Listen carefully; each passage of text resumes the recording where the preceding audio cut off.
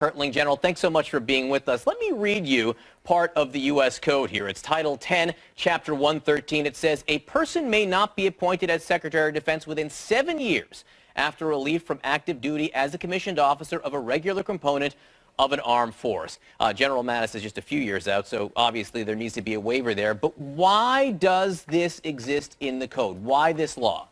It has to do with our tradition of civilian control of the military, John, and that's an important concept. When you're taking orders from someone, they should be in your chain of command, but also give an informed approach. And that's the civilian control. George Washington established that as part of his concept of how the military should be run. The excuse of pulling military commanders away from any civilian department is critically important. But as you know, it's been overlooked in the part of General George Marshall during World War II.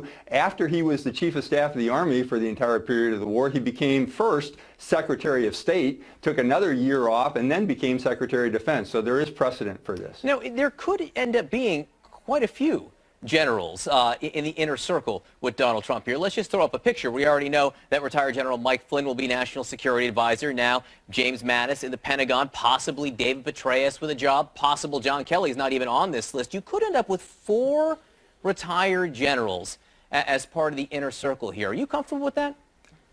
Usually I would not be, John, truthfully, but in this case, I'd like to have as many informed and mature individuals around Mr. Trump as he can get possibly seated at the table because of his lack of understanding of foreign affairs and military affairs. So in this case, I think it's actually a very good thing.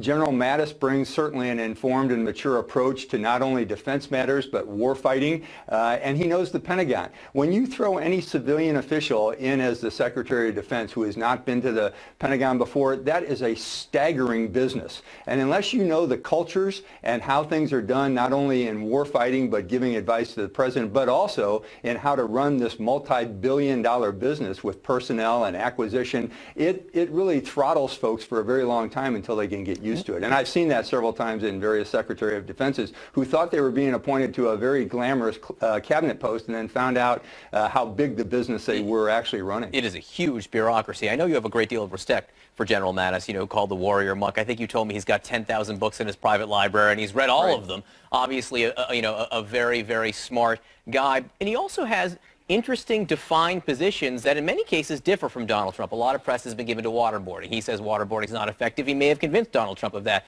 But also on NATO.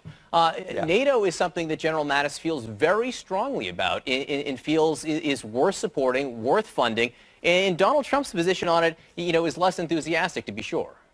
Well, yeah, and I happen to agree with everything General Mattis says on NATO, but the thing you have to understand, everyone will make a big deal out of the fact that he was the Central Command commander and controlled the Middle East as that combatant command as a 4-star.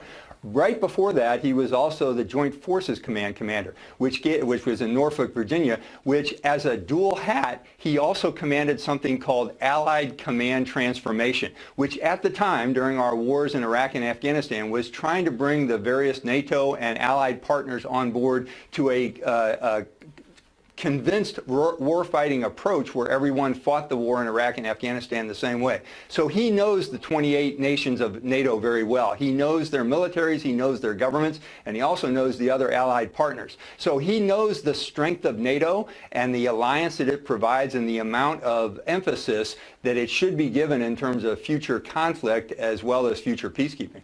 All right, Mark Hertling, retired General, thanks so much for being with us. Enjoy your perspective on this discussion. Thanks a lot. My pleasure, John. Thank you. All right, President-elect Donald Trump working the phones, talking to dozens of world leaders. So what do we know about these conversations? We're going to bring in a foreign policy expert to break it all down. That's next.